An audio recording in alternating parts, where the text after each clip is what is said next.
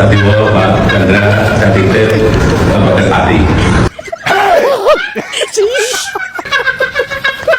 Pak Maidi, Pak Bagus, saya titip Kota Madiun. Pak Sudewo, saya titip Kabupaten Pati. Pak Maidi, saya titip Madiun. Hanya weolang suka titip-titip maling ya. Jangan-jangan weolang juga maling ya.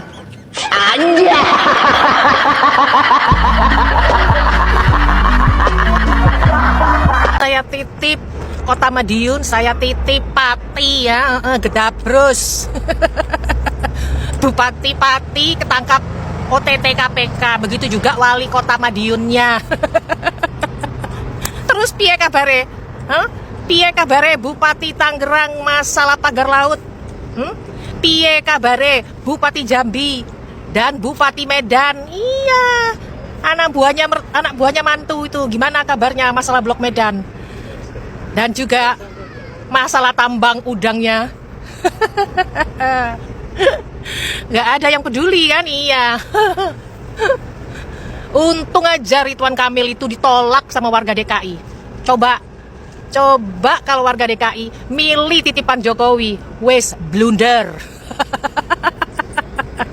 Assalamualaikum warahmatullahi wabarakatuh. Viral di sosial media di mana jejak digital yaitu Jokowi mengendos Bupati Sadewo ya sebelum terpilih menjadi bupati. Begitu juga dengan Bupati Madiun ya sebelum terpilih diendos oleh Jokowi. Nah, pada akhirnya pun ya mereka berdua ditangkap oleh KPK dalam OTT. Hampir rata-rata orang yang diendos Jokowi pada akhirnya pun ya tersangkut kasus korupsi. Jadi netizen tidak begitu heran ya kenapa orang yang diendos oleh Jokowi yang Jokowi titip kepada masyarakat yang akhirnya terpilih rata-rata banyak terjerat kasus korupsi, karena ya Jokowi sendiri juga cukup banyak permasalahan kasus korupsi, karena Jokowi juga ya sudah ditetapkan atau dinobatkan orang paling terkorup nomor 3 di dunia. Sampai netizen juga menulis ya, korupsi Pertamina ada Jokowi, korupsi timah ada Jokowi, korupsi laptop ada Jokowi, korupsi jamaah haji ada Jokowi, sekarang korupsi satelit pertahanan ada Jokowi. Kurang baik apa lagi Jokowi? Jadi hampir semua kasus korupsi yang ada di Indonesia ya ini masih ada nama Jokowi dan disebutkan Jokowi. Begitu banyak nama Jokowi tetapi KPK sampai sekarang tidak berani memeriksa Jokowi. Bahkan Jokowi pun ya mangkir dari berbagai panggilan pengadilan seperti kasus dugaan ijazah palsu yang tadinya berjanji akan hadir kalau dipanggil oleh pengadilan. Tetapi ya karena jejak rekam Jokowi adalah suka ngibul, tidak pernah hadir dari panggilan pengadilan. Dan ini semakin membuat publik yakin bahwa memang Jokowi ya cukup banyak masalahnya. Apalagi kalau kasus dugaan ijazah palsu ini ya terbongkar di pengadilan bahwa ijazah Jokowi palsu, maka kasus-kasus lainnya ini akan terbongkar juga dan akan menyeret Jokowi di pengadilan. Dan ini semakin membuat Jokowi ketakutan akan terbongkar kasus-kasus yang lainnya. Baik, coba kita dengar ya beberapa komentar netizen di sosial media. Gue yakin banyak orang yang nggak suka kalau gue ngomongin ini. Tapi ini tuh fakta. Jadi kalau lu nggak suka, buka mata lu lebar-lebar. Jadi korupsi Pertamina itu pasti ada sangkutnya sama Jokowi. Kemudian korupsi timah juga ada sangkut pautnya sama Jokowi. Korupsi laptop juga ada sangkut pautnya sama Jokowi.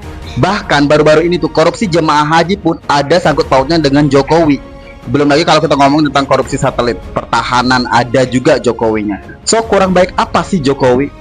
Jadi kalau ditanya korupsi yang paling banyak terutama di kementerian, ya itu di era Jokowi. Tapi KPK tuh tak akan periksa Jokowi di kasus dugaan apapun, termasuk korupsi kuota haji. Orang kasus ijazahnya aja nggak kelar-kelar. Gue yakin banget pasti abis ini tuh banyak banget termul yang komen. Kalian masih ingat gak dulu ada mantan presiden yang kerjaannya buka jasa titip alias jastip di waktu pemilu kemarin? Itu ketika pejabatnya korupsi gimana ya pertanggungjawabannya? Gimana ya? Ada nggak sih tuh rasa tanggung jawabnya? Ada nggak sih rasa malunya gitu? Masih ingat nggak? Saya titip, saya titip, saya titip. Satiwo, Pak Chandra, saya titip Kabupaten Pati. warga Pati jangan lupa pilih Pak Dewo dengan Pak Chandra nomor 1. Nah, ini masukan saya buat Gus Yakut Khalil Qumas, mantan Menteri Agama, dan Dr. Nadiem Makarim, yang masing-masing dikenakan tuduhan korupsi dana haji 1 triliun dan korupsi pembelian laptop Chromebook sekitar 2 triliun. Ya. Anda berdua dalam persidangan jangan sampai tidak menggigit Jokowi, karena Jokowi tidak mungkin tidak tahu apa yang Anda berdua lakukan. Tidak boleh Jokowi cuci tangan. Tidak boleh tangannya Jokowi yang koruptif dan destruktif itu Anda berdua biarkan lolos dari kejaran hukum. Saudara, jadi tidak ada visi misi menteri. Yang ada adalah visi misi presiden. Jadi jangan sampai presiden pengibul dan penipu bisa lolos dari KPK padahal ijazahnya palsu. Titipan-titipan Jokowi ini satu persatu dihabisi, dibersihkan dari pemerintahan Presiden Prabowo. Dan untuk masalah Bupati Pati dan Wali Kota Madiun yang baru kemarin kena OTT, yang merupakan kepala daerah titipan Jokowi, terus terang saya nggak paham kenapa mereka tiba-tiba kompak kena OTT. Ya masalahnya jelas ada gitu ya, misalkan Bupati Pati ada masalah soal penempatan aparat desa, dan kemudian Wali Kota Madiun ada masalah soal pengelolaan dana CSR, yaitu yang bisa kita baca dari berita-berita yang ada di media. Tapi di belakang itu semua, ini sepertinya masih ada yang belum clear dari penangkapan atau OTT tersebut. Dan mungkin gitu ya, mungkin karena mereka ini adalah kepala daerah titipan dari Jokowi, sekarang kena OTT itu karena sudah expired atau mungkin masa berlakunya udah habis gitu ya. Ya karena kalau kita nitip itu kan ya sebentar, ada tenggang waktunya, harus diperpanjang. Kalau enggak expired diangkat sama KPK.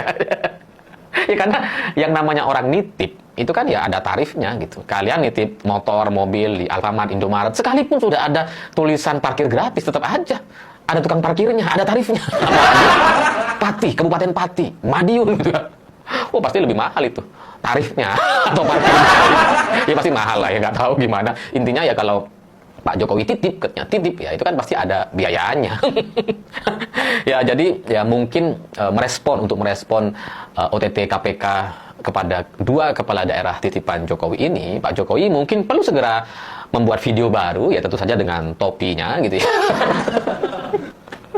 Untuk bilang saya titip KPK. Terus saya titip Gus Yakut. Gus Yakut. Ini gak usah titip kayaknya, sekalian ikut aja Jokowinya. Karena satu arah soalnya gitu ya, lewat jalur kota haji. Dengar-dengar begitu gitu. Jadi kalau Gus Yakut gak usah dititip ya, langsung sekalian. Gitu. Tapi terkait Bupati Pati ini bagi saya itu menarik gitu, karena Bupati ini kan sangat arogan sekali, sok-sokan, sombong, kayak sakti sekali gitu ya. Dia kayak bisa melewati banyak sekali rintangan dan tetap bertahan sebagai kepala daerah. Jadi awalnya dia menaikkan pajak sampai 250%, di demo, diprotes oleh banyak orang, dan dia dengan jumawa menantang semua rakyat Pati dan bilang, saya nggak takut, saya akan naik. Habis itu dia di demo dan tetap nggak mau mundur, merasa nggak takut, dan demonstrasi yang berhari-hari itu berujung kepada usulan pemakzulan dari DPRD di Pati. Tapi kemudian Bupati Pati ini selamat lagi gitu ya. Dia selamat dari demo, selamat dari pemakzulan, karena semua partai itu menolak pemakzulan Bupati Pati. Hanya PDI Perjuangan satu-satunya partai yang mendukung atau meminta agar Bupati Pati ini dimakzulkan. Ya tapi karena suara PDI Perjuangan bukan suara mayoritas di Pati, akhirnya ya bupatinya tetap tenang, tetap bisa menjadi bupati lagi. Ya iyalah, kader Gerindra. Semua partai mempertahankan gitu ya. Mungkin itu ada konsolidasi, koordinasi dan sebagainya.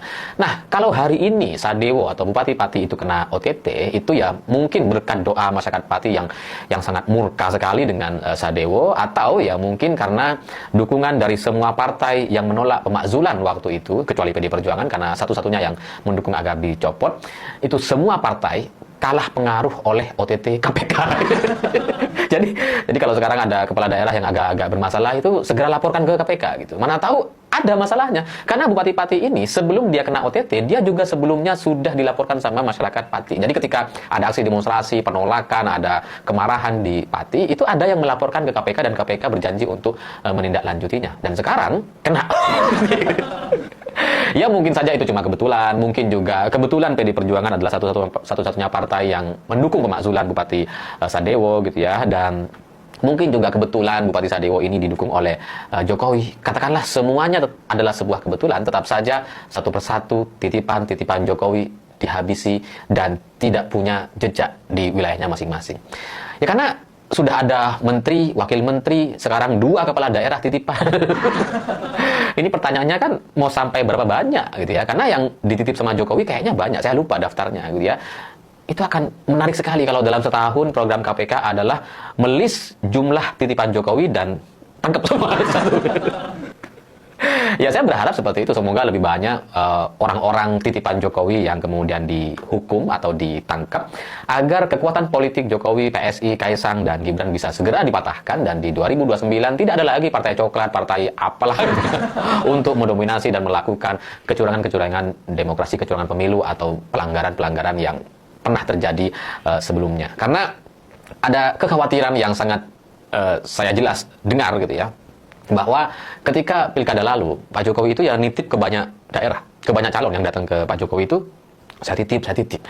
Nah, mereka yang jadi memang nggak semuanya jadi gitu ya, tapi mereka yang menjadi kepala daerah atau menang dalam pilkada itu menurut sumber yang saya dengar dari kalangan elit itu cukup mengkhawatirkan, karena ketika Jokowi sudah bilang titip dan mereka menang, itu nantinya di 2029 akan ada ya pemanggilan ulang gitu kepada orang yang sudah dititipin ini gitu.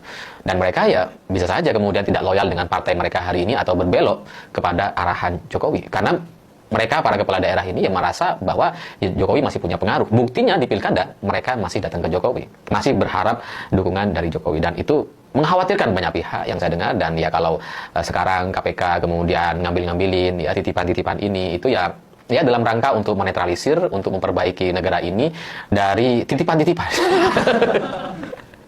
Ya kalian cek aja, saya lupa daerahnya mana saja gitu ya, silahkan cek atau silahkan tulis di kolom komentar kabupaten atau kota mana saja yang dititip oleh Jokowi dalam setahun ke depan. Mungkin orang-orang ini yang juga akan dijemput oleh KPK, dan dengan begitu bersihlah Indonesia. Dan itu sesuai dengan janji Presiden Prabowo, kita lawan, kita bersihkan. Bersihkan titipan-titipan Jokowi dan hidup Jokowi. Ya yang itu yang terakhir enggak ya. Ya hidup sih tapi sakit kan. Itu kayaknya perlu penjelasan yang lebih lanjut dari pemerintah dan negara, kenapa sakitnya Jokowi seperti sangat misterius dan cepat sekali. Tapi di luar itu, soal kembali kepada titipan, saya melihat ini adalah sebuah langkah yang baik, yang ya awal tahun yang diawali dengan pembersihan titipan-titipan Jokowi. Semoga sampai akhir tahun lebih banyak yang bisa dibersihkan. Dan selain itu untuk Budi Ari, nggak tahu tuh kemana. Udah hilang gitu ya. Kasus judi online-nya juga udah kayak hilang gitu ya.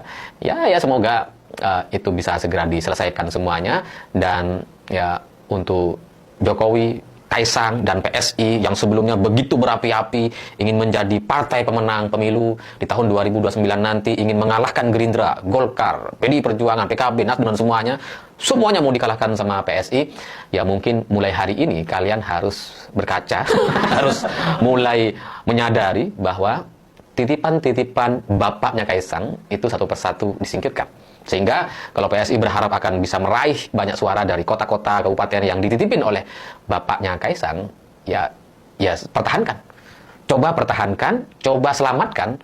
Kalau enggak, semuanya akan kena OTT. Saya pikir itu. Terima kasih sudah menonton. Begitulah kura-kura.